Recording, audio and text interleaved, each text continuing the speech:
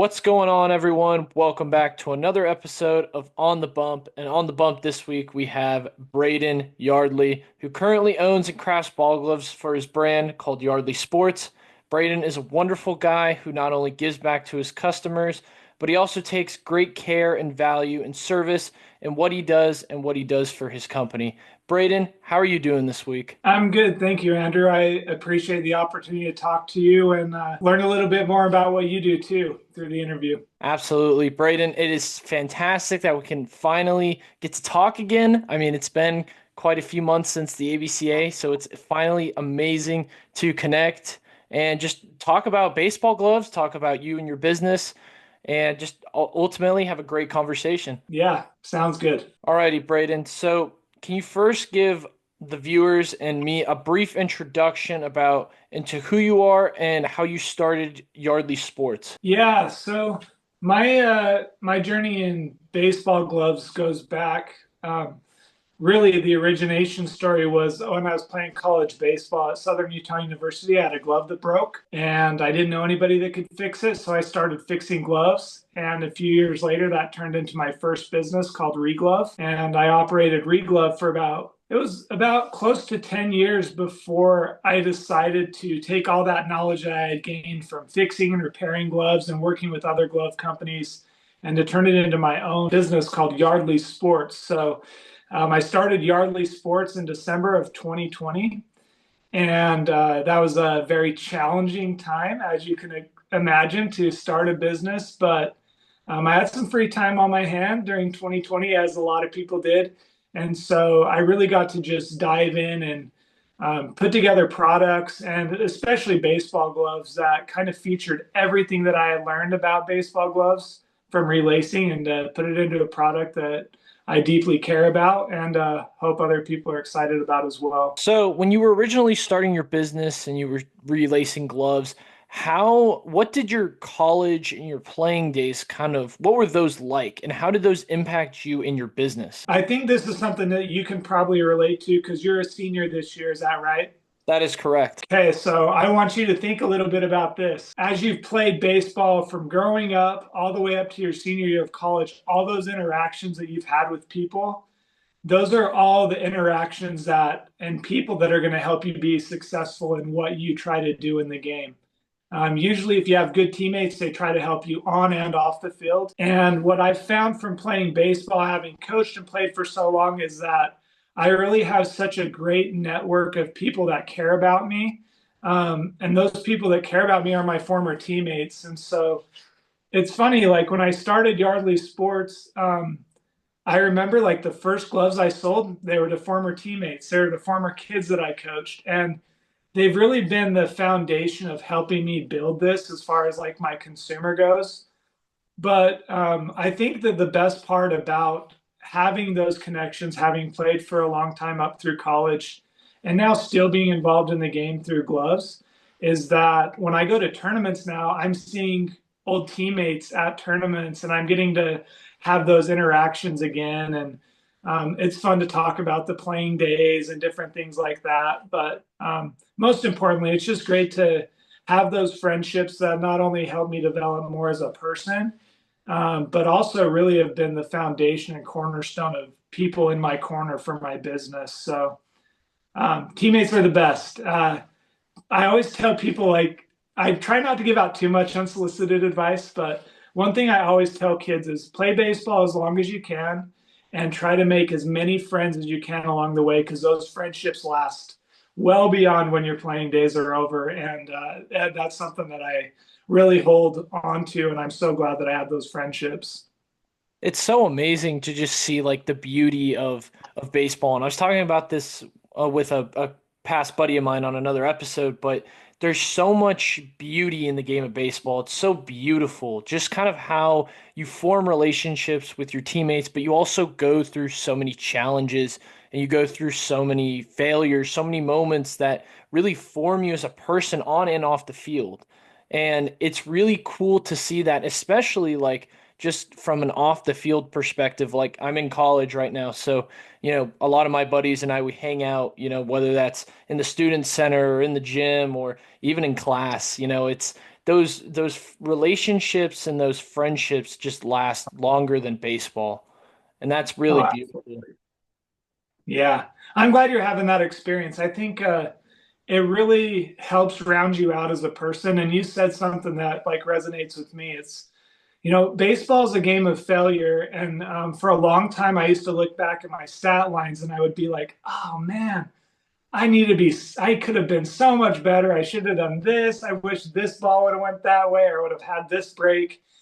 And over time, what I've learned is like, it just doesn't tell the whole story. Like, those stat lines, they don't talk about like, you know, how maybe something didn't go your way, but you're able to overcome some sort of adversity and get better from that. And I think that's what baseball is all about is like minimizing failure, learning how to handle it, but then celebrating the success and having good teammates.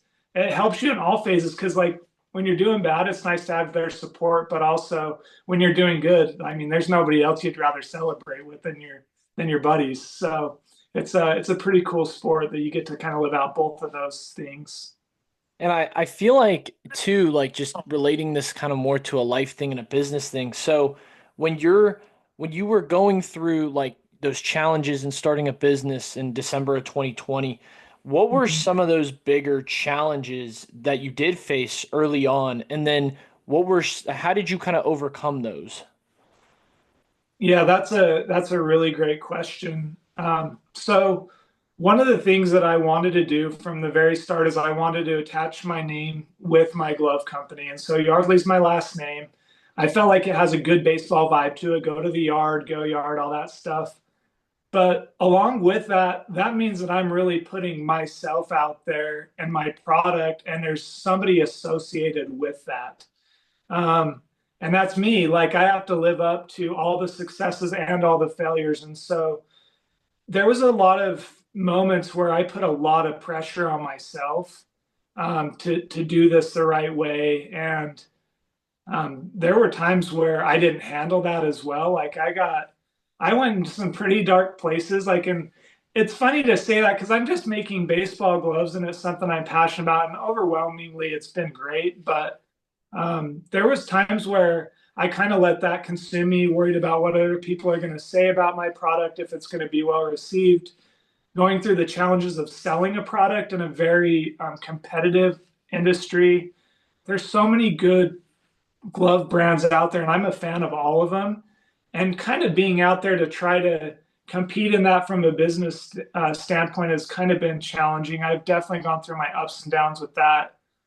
But the thing that I learned most, like coming out the other side from like the really dark days of wondering if this was going to work, how I could be successful, I had to kind of go back to some of the things that you do as a player. So, like when I was growing up, I used to practice all the time. Like I would be hitting and hitting, just trying to put in the work when other people weren't, and taking care of myself, taking care of my body, taking care of myself spiritually, maintaining my relationship with God.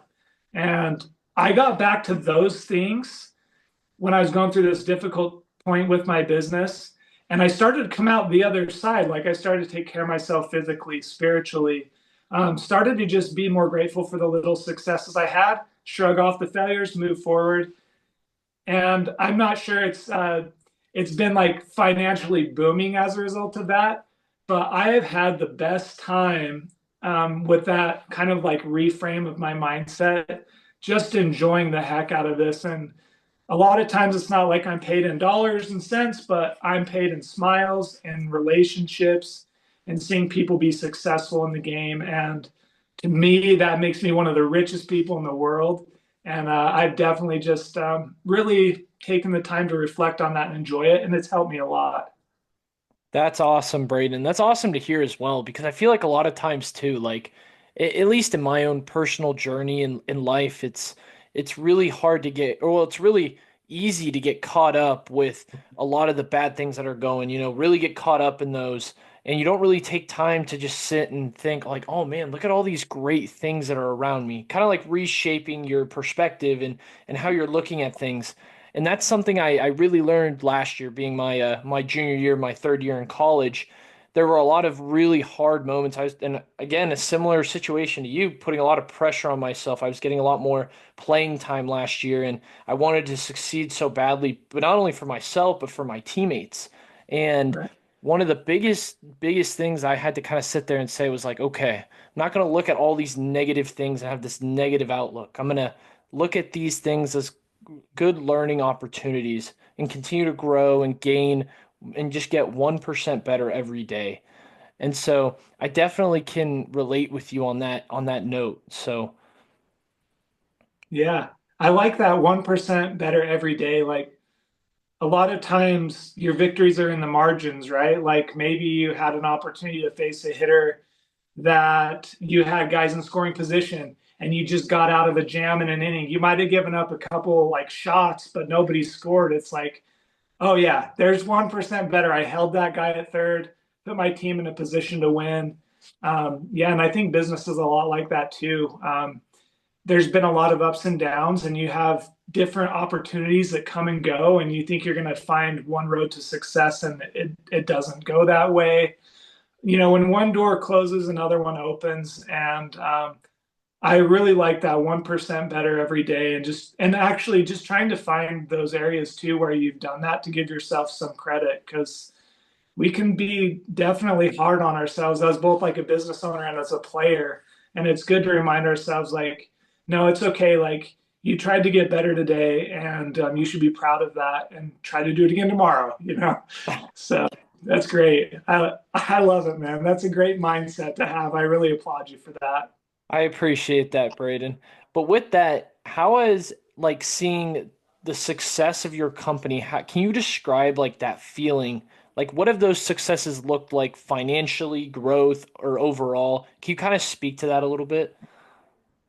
Sure. I guess financially, I've been really grateful to find some new ways to make money so that way I can continue to expand my products, find different ways to improve the services that I give my customers. And so it's good because when you're making money, then you're creating more opportunities for yourself in a business sense where um, like one of the things that I'm working on right now is developing some batting gloves. And I haven't done a lot on the offensive side of the game. I've mostly just been focused on catch, like baseballs and gloves. So my idea was that I need to get really good at something first. And playing catch is like the absolute baseball at its like most basic form. You cannot do anything if you cannot play catch. So I really wanted that to be my focus for this first few years. And now that I feel like I'm more comfortable in that area, now I can start to expand into some other things and do things with batting gloves and, you know, develop some apparel lines and different things like that. So um, that's been good on the financial side of it. It opens up doors. But I think like I said, sometimes I feel like I'm paid in smiles from customers, and that's definitely a nice feeling. But just looking back, there's a lot of things that I've been able to do that I really don't share with a lot of people. I've been able to travel the world um, really because of baseball. That was in college, traveling around with my team. But as professionally speaking, like I've spent time training in factories around the world. I've visited tanneries around the world. I drove to the ABCA, so I hit like tons of states across there from Utah all the way to Washington, D.C.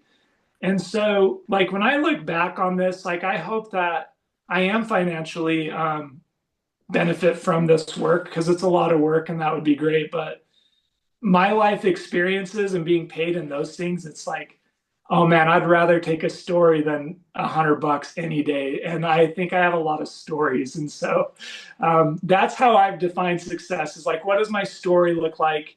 If that story's good and if I'm in the game, not on the sidelines, and I'm still playing and trying to do my best, those stories are going to continue to come. And so is the success with financially speaking, just to be able to provide for my family and, you know, my customers keep giving them good value. So, yeah, I got a lot of great stories, and I hope I can keep developing more. So, That is incredible. What is the coolest place you visited? Or like, what's the coolest factory that you've trained in? I spent some time in Korea. And that was really incredible. That was a 2 week experience for me, crafting baseball gloves, learning the ins and outs of leather and how sewing works. And that was an incredible experience. And I'm not afraid to admit this, but like as we were leaving, and my wife was with me, which was really cool. She gets to travel with me a lot. As we were leaving the factory, man, I just started to cry because I was like, I am never going to have this moment again. And I was just so incredibly grateful for it. It was so cool. I got to go to a KBO baseball game, and there was some Wow. funny connections there. A kid that I played summer ball with in high school actually played on the Samsung Lions, the game I went to, and some of the guys that I was with knew him, and so it's just funny. There's like so many different networks in baseball, and that was a great experience. I think the ABCA for me was cool. I got to meet you there. I got to put faces with a lot of names that I had known for many years, but having that in-person interaction there, that was definitely a highlight for me. I felt so incredibly honored and just grateful to be there and meet all these people. Yeah, the ABCA was such a fascinating experience, just meeting all the different types of people and like you said, connecting and making those connections. I mean, Yeah. it's such an amazing opportunity. And even just from like a traveling perspective, you have all the hype going to the event, you have all the hype coming back, all the connections and all the things that happen afterwards that you're really excited about. And just like this, Braden, I mean, we talked about doing a podcast episode while we're there. So, I mean, this is awesome that we're, obviously finally getting to do this. So, Yeah, I agree. And I have to say, I did appreciate you coming around because you do have a positive energy. You were excited to be there. And really, like that excitement was a lot like how I felt. So it's good to meet other people in this space that have that genuine love for the game and are finding their avenues in it, whether it's gloves or podcasting, telling your story about your journey. I just think it's great. The ABC is kind of like a microcosm of all those things. You get to see baseball across the entire landscape, and it's just a great environment to be in. Just so many cool people and products and different things. It's that would for me. I will never forget that first trip to the ABCA. It was awesome. absolutely. I can definitely agree with you there. But speaking of products, let's talk about Yardley Sports ball gloves. So, Braden, can you kind of give us just a little bit of a rundown with your different types of gloves, the differences in between those different series, and just kind of overall how you make them and how you form them? Can you kind of speak to that? Yeah, of course. So I currently offer three different series of gloves. This was my idea, and it has not turned out as well as I thought. So I'll let you know kind of the direction I'm going to go with some of the things going forward. But I thought in my mind, if I named gloves one, two, and three, people would naturally think number one is the best, number two is second best, and number three is the third best. So it's kind of like a tier system. So the Y1, I marketed as my top end glove. It's made out of calf skin. So it's really high quality leather. It's lighter than my Y2 glove, which is steer hide. And then the Y3 is more of like a kid's glove. It's a softer leather, maybe a tier down from the Y1 and Y2 as far as grades go, and definitely a little lower in cost too. So, anyways, my idea is like, okay, I got Y1, Y2, Y3. This is easy for people to understand, and most of the time, people don't understand that the Y1 and Y2 are pro grade gloves, and there's really not a huge difference between them. One of the things that I've kind of learned lately is that there used to be a big difference between steer hide and kip leather. There's similarities between the two because they're both grade A leathers, but rather than there being a gap between those two leather types, they're more similar now than they've ever been. Somebody that handles gloves every single day, I can put on a Y1 glove and a Y2 glove, and I would have a hard time telling the difference between the two. So in the future, my plan is to go to what I'm calling Maven Steer, which is my elite glove. That'll be similar to the Y1 and Y2. It'll have properties of both gloves. Um, especially on the inside, it's going to remain the same as the Y1 and Y2. The interior components are the same, but the exterior shell, there will be some differences in it, and it'll be mostly focused on high grade steer hide rather than kip leathers. So that's a big change that I have coming up. A Maven is an expert or like a wizard, but you have to have tools in order to be an expert in something. So we're hoping that my story is that this glove is your tool to be a professional, to be the wizard on the field, to do, great things, do glove work. So that'll be a change coming in July. So you'll start to slowly see the Y1 and Y2 kind of merge together, become the Maven Steer line. And then I'll have a Maven Steer Elite glove. And that's a project I'm working on right now, all USA sourced materials. I'm cutting those gloves myself here in the US. I'm doing some of the sewing, but it's a split production where there'll be some of that work done overseas as well. So that'll be the Maven Steer Elite, and that'll be mostly done with Horween ball glove leather. So that'll be a big change, and I hope that that kind of shifts that Y1 glove to having another tier really above the Y2, because right now they're too similar to have differences in pricing. According to me, you might talk to somebody else that thinks differently, but that's kind of how I feel. And so I'm going to move directions a little bit, but still continue to offer the same patterns, same high quality product, do the shaping on it, make sure you're getting a good glove to have success on the field. So I've never actually used a Yardley Sports ball glove before. So Yeah.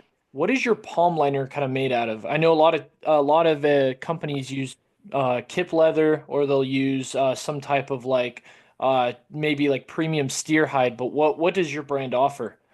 Yeah. So this one right here, this is a Y1 glove. And so the inside of it's going to be kip. Hmm. On the Y2, it's steer hide.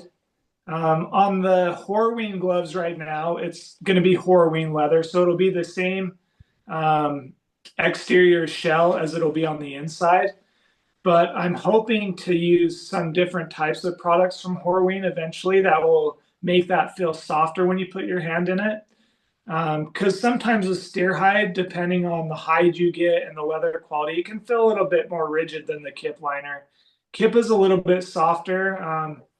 And the other thing too with the liner that I just want to point out with my gloves, I've taken a lot of gloves apart lately, and in the palm, there used to be always like an additional second layer to kind of help it retain its shape through the palm. But with gloves that are now made more to be game ready, they've started to remove that inside the palm of the glove. And so now what you have is you have the outer shell and you have the palm, and that's all you have in between it, and a lot of gloves. And so one of the things that you'll see with that is you'll start to see some creasing. You might start to see it wear down quicker over time. And one of the things that I've retained, and I've kind of been on the fence about, but the more that I've seen other gloves kind of not lasting as long in comparison to the gloves that do have an additional layer, I'm going to continue to keep that additional layer inside between the outer shell and the palm liner, because it really does help to keep the glove shape longer. You have to do a little bit more break in, but then you're talking about a glove now between 1 to 3 year lifespan rather than a glove that becomes disposable. And I really want to stay away from a disposable type glove because I also studied in college natural resource management. And so I feel there's a duty to try to be sustainable with my products so that when you buy something, you know you're going to have it if you take care of it for a long time. And I'm starting to see some of those first Yardley gloves now that are almost 5 years old, and they're still holding up. And so that's something I'm really grateful for. And I think that that is in large part due to just those interior little modifications, like little things normal people don't think about that go to help your glove last a lot longer. That's awesome, Braden. I actually can really agree with you on a lot of those just newer like gloves being really game ready. Especially I've noticed it with a lot of Wilsons and Rawlings. I have a Rawlings Pro Preferred, and I'm a really big fan of the Pro Preferred just from like a feel standpoint. But from like I've only had my Pro Preferred for almost like I think like 6, 7 months now, but it is super, super floppy. And it Mm. has not really, I mean, it's kept its shape all right, but I have noticed, like you've talked about, like the palm is just, it's very like very loose, especially when I got it, very, very loose. Yeah. And I even opted to go with oh, I forgot what it's called, but it's like this shock absorbent kind of extra pad that Rawlings puts in between Yep. their newer gloves. But Yeah. and I kind of thought that that would help kind of make the kind of like keep it a little more stiff. You know what I mean? Yep. Just kind of keep Yep. it with its shape and everything. And unfortunately, my hypothesis was proven wrong, so at least so far. But I mean, it's still Perfect. nonetheless, I still think it's a decent ball glove. But that's really cool to hear that like, you're keeping your gloves long lasting. And I feel like with a lot of people, I mean, a lot of people go through gloves like, left and right, and no one really has a glove that lasts them quite a while. Um, I mean, I know for of specifically for like another brand that I know has pretty good ball gloves is Mizuno. Mizuno, I feel like makes a really good product, and They especially do. a long-lasting product as well. Mhm. So that's really cool that you're just taking that again, that care and that initiative to make sure that the customer is cared for and I mean valued for more than, 1 to 2 years. That's awesome. Well, thank you. And I agree with you. Like, I am a big fan of all ball gloves, and I love the Pro Preferred glove. It's been a great glove for a long time. And, but I've really been impressed with what Mizuno's been doing lately. And I've always been impressed by their upper gloves have such an incredible detail to craftsmanship. And I love the shapes of them. I think that they have some of the best shaped gloves in the industry. And so, um, I'm glad to hear that, you're seeing that as well. And I hope they continue to do well, because one of the things I've told people is when I was in high school, I actually played with Mizunos, and Mizunos were probably the most popular glove on the field, at least where I lived. I lived in a small town. We had one sporting goods store, and they carried Mizuno, so everybody used them. And they kind of went away for a little bit. They weren't as marketed, and you start to see a lot of the Wilson A2000s, especially in youth baseball, with the DP15 get really popular. And I've been really excited to see Mizuno doing so well again, because I think they're going to continue to push the industry forward because they have such great craftsmanship. So, um, just great ball gloves. I'm a big fan. So, speaking of the future, Braden, what does the future look like for Yardley Sports, and how do you continue to grow your brand? I've kind of taken the grassroots approach where I've just done everything word of mouth. I do maintain a very small presence on social media. I try to stay active on there. Um, but I think that for me, and in order for me to feel fulfilled in the business, I really thrive on the actual in-person interactions. Like, I am not great with social media. I feel like there's a gap between reality, right? Like, you're not really talking to a real person. I've kind of broke that down a little bit over time. I think that those interactions can still exist, but for me, when I take my trailer, which I'm sitting in now, kind of like my mobile glove shop, when I take that to a tournament, I'll have 200 to 300 kids come through my trailer. I get to give them stickers. I get to ask them what position they play, and really develop kind of a friendship with people on a very personal level. And so I hope that I can continue to do that, because I like those real interactions. And I think for Yardley Sports, I hope that I can get a little bit bigger recognition outside of my regional area. But because I focus so much on going to these tournaments, I feel like I'm doing really good in my home state of Utah, and like Nevada, California, Arizona, doing really well. But I would like to see them get to a broader audience, because I believe it's a great product. And, one of the things that I am trying to do is keep things affordable for people. And so if I can get these gloves out to more people at an affordable price, I hope ultimately it allows more kids to get in the game, but to have the tools they need to be successful. Because if you buy one of my gloves, you don't make errors. Like, it's a fact. Like, so I'm hoping to really get that out there. And that's obviously not true. Like, I hope I don't get in trouble for that.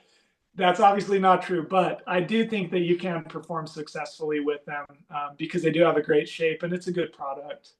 That is awesome, Braden. That is so cool to just kind of hear about your story and hear about your gloves. I mean, this is fantastic with what you're doing in the community, and I mean, it's awesome to kind of just see grow from like over the period of time. That is fantastic. That is awesome. Finally, Braden, do you have anything else that you'd like to kind of share with the people or share with the viewers about your brand?